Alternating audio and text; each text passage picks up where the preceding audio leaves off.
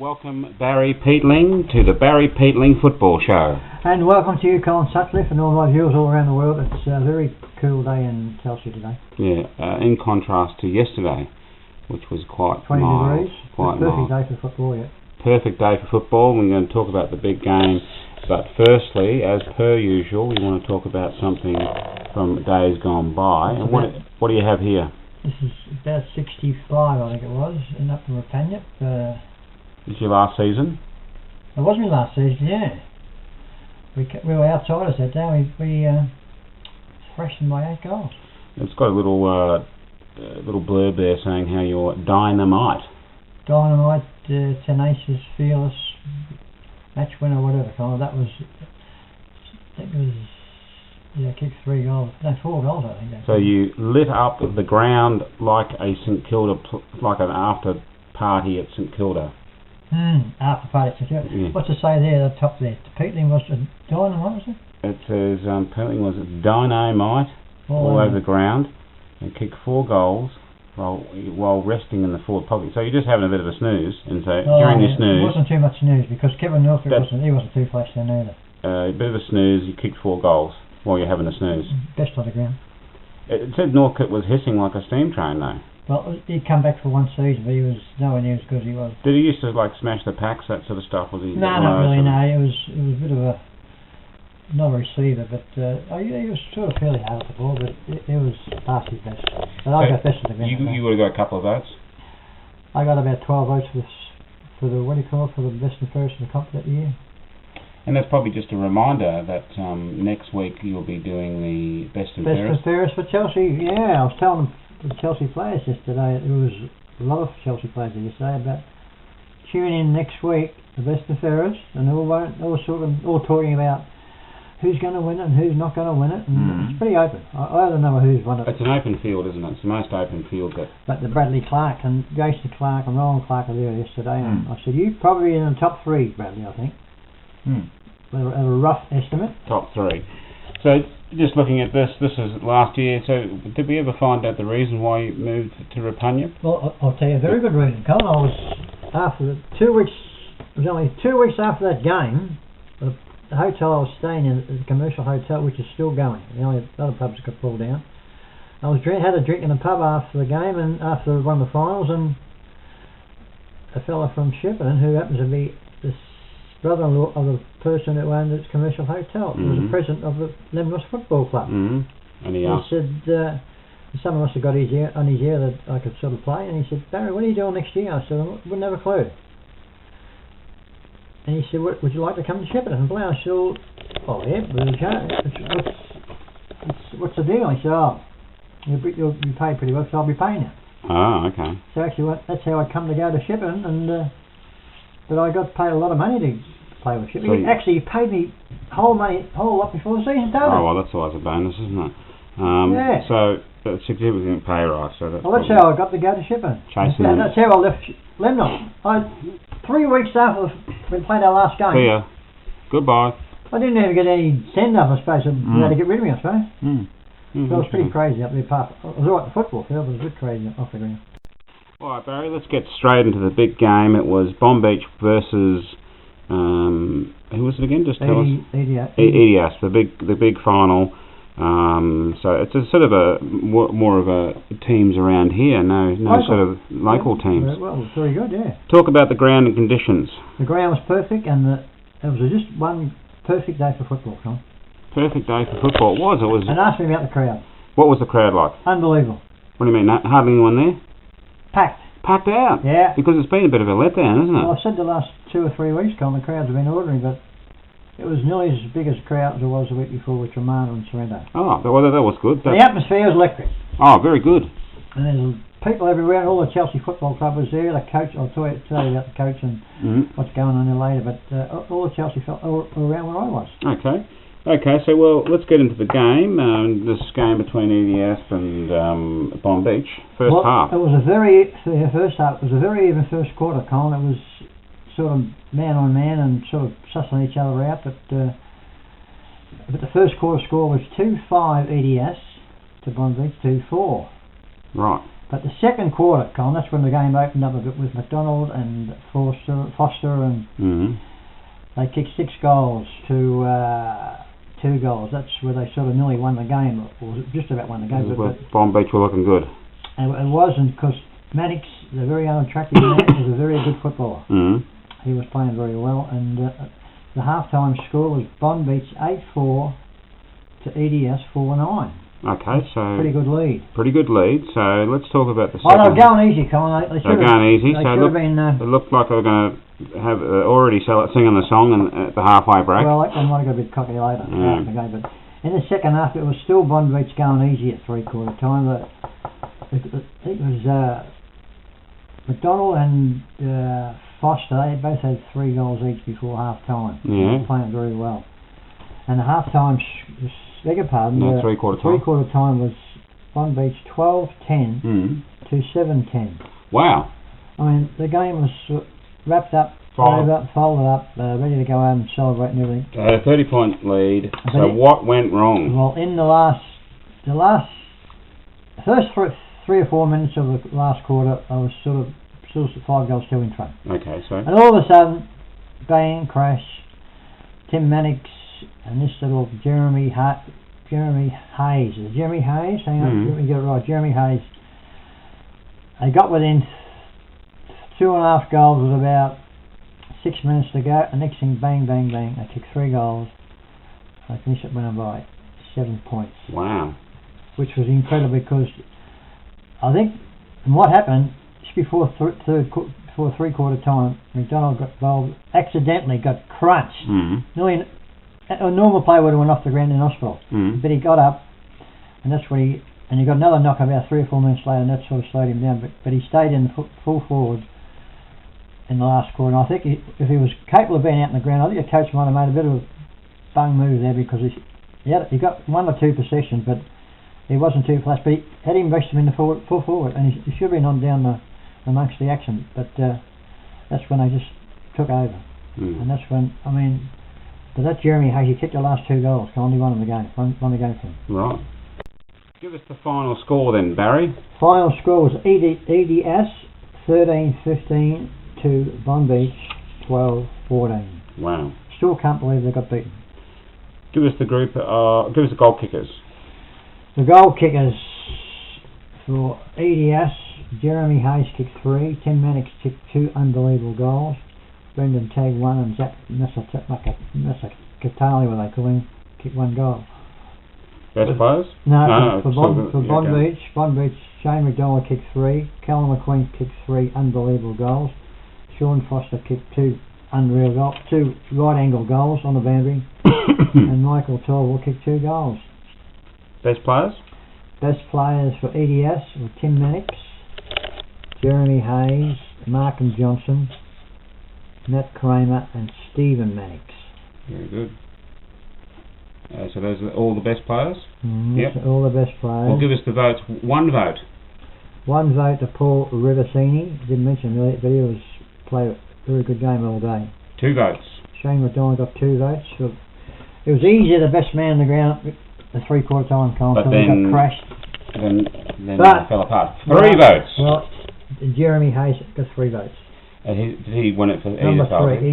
He won it, but he played well all day. He's a very good footballer, number 3. And but their ruckman, that number 29, he played a fair game too for.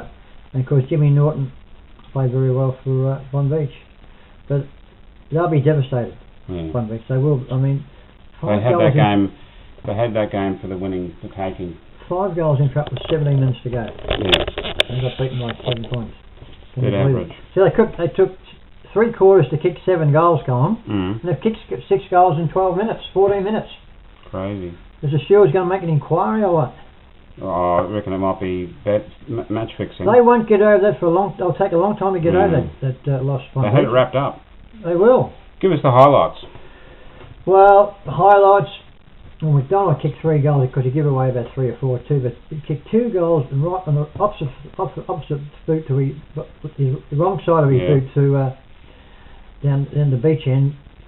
Kicked 2 right on the boundary line, Colin. They were one of the highlights of the day, and of course Sean Foster's he got 2 goals from the other end of the ground on the boundary line. But it was it's a very good game to watch, Colin. Any other comments on the game? Well, the last quarter, I say they were still in front by 5 goals with 17 minutes to go, but I think they just might have got a bit too cocky, and they stopped chasing, and that's when they got the run on. They didn't know what was going on. They froze up. They were rattled. They thought they had it won, and then when they came at them, they didn't know what to do. They had the momentum. Well, of course, number 3 wasn't there. He wasn't around. I mean, he can control a game, Colin, but when he's not there, could have put him at half back and. Well, he should have put him on the ball because he was sitting in the full forward. I said to Snake, I said, if he's fit enough to be on the ground, he should be on the action. But he just stayed up there, and I think that was a bad move, Steve. But you can't be a perfect, but he should have been down there amongst the action and sort of slowed him up or bashed a couple. Had a good year, but well done, EDS. But it was a very good grand final to watch, and fantastic crowd, and it's a shame that that's my first selection being wrong out of the 4 finals. Yep. So that was the game, and that was the season that was. Now, did you talk to any of the Chelsea players, or ex-Chelsea players like Anthony Lewis? Yeah, I was around the wing in front of the main dressing rooms, and I think most of the Chelsea football was there on Sunday, and Toddy Gardner was there, and Roland Clark, and Jason Clark, and Bradley Clark. Yeah, I was talking to Lou, and I said, "What are you doing next year?" And he said, "I don't know." I said, "Well, you only got 5 games to go for your 200, which he has. I think he might be still keen." But then I was talking to Paul Carpus, and he's telling me they've been looking a lot of players. I said, "Paul, I said, you're not appointed yet." He said, "No." He said, "I'll have a meeting next Thursday. They're going to Steve Harris and Tim Scott Brown. They're going to ask him what his thoughts and what's his ideas for next year." But I said, "Timmy, Paul," I said, you're doing a job looking for the recruits, and you're not even coached yet." I said, "That's a bit strange." I said, I'd want to know if I'm coaching, if they want me to look for some players. I can't work that out. So that'll sort itself out, but we'll. I don't know about that.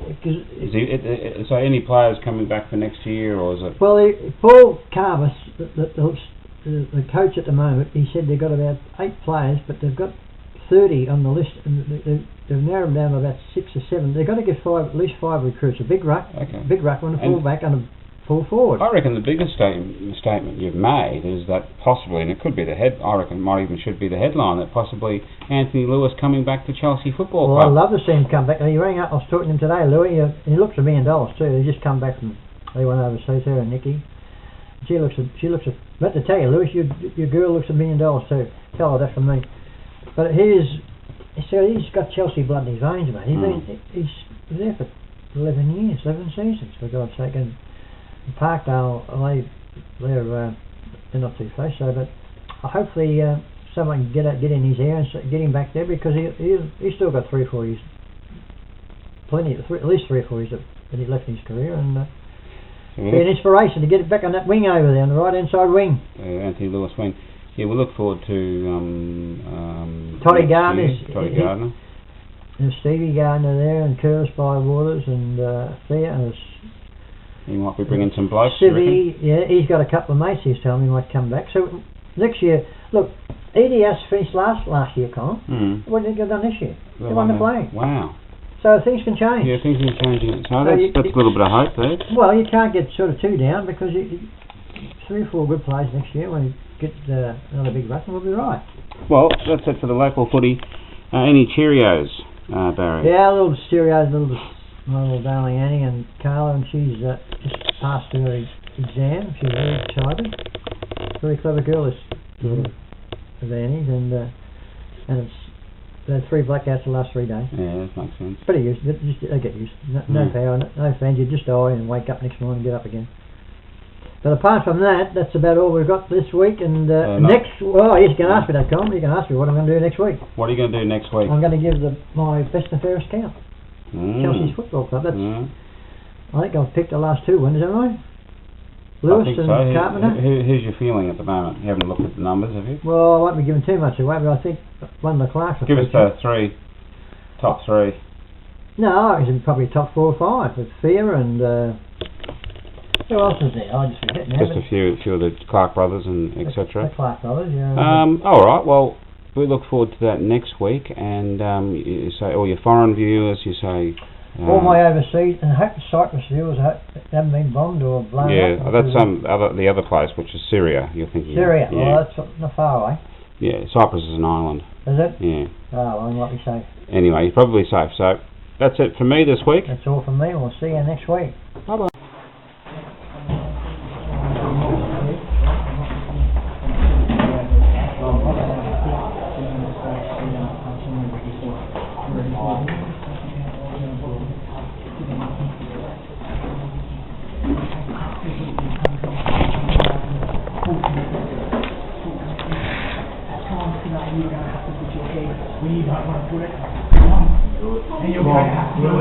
And you do it, and we get round that bloke and we put him in. You're going to have to cop shit today that you never normally take, and you're going to have to take it, because it is a group of 22 men that have to stand up there at the end of the day with the cup aloft, boys. Game boys on the line.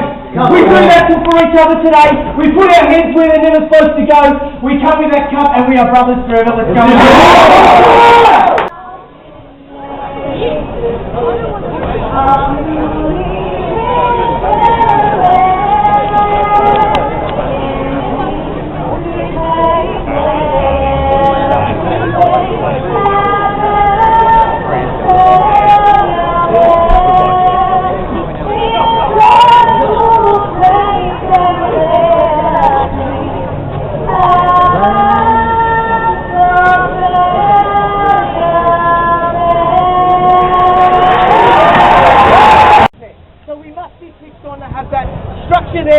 That's what we must be thinking about this quarter. Does everyone understand that? Okay, and make sure that you can't get that switch in. Everything else is really good. Pressure on the foot, we're starting to use the ball, is good. Okay, lowering the eyes, hitting those ones, and but using the ball smart. So this quarter's good. There's a couple of really disappointing things we let ourselves down, half forwards especially, we've let that structure down. Okay? Let's make sure we're really switched on that quarter. Alright, listen up. We've got our Sanders goes for Gumby, good there, boys. River goes Crosspool and Jacko. Aussie, Robbo, DJ, Kids, Macca, Carl. So Matt, start in there, mate. Start in there. That's all right. Shuddy, Ali, Rick. Service, Matt, and Cal McCoy. Good there. Just let's see. Out of our 4-9 as well. Brewing and Hogan, Steve and Dinner. Good work in there. Working really hard, okay? But just let's not forget what we're going to be focusing on is our talk, our pressure, and our structure. Must be there. It must be there, okay? Watch the wingers. They will suck out a lot of the time that's spoken about. Come on!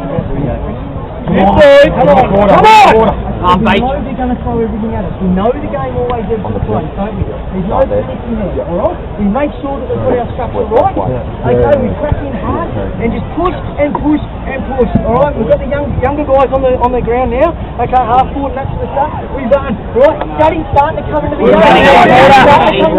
Let's really work hard both ways. Must have a physical presence, boys. Okay, this is it for you. You can make sure Aussie onto that wing. Alright, make sure you have an impact in there. Let's get him shot! Come on. Round 15, 3/4 time in a 5-goal week.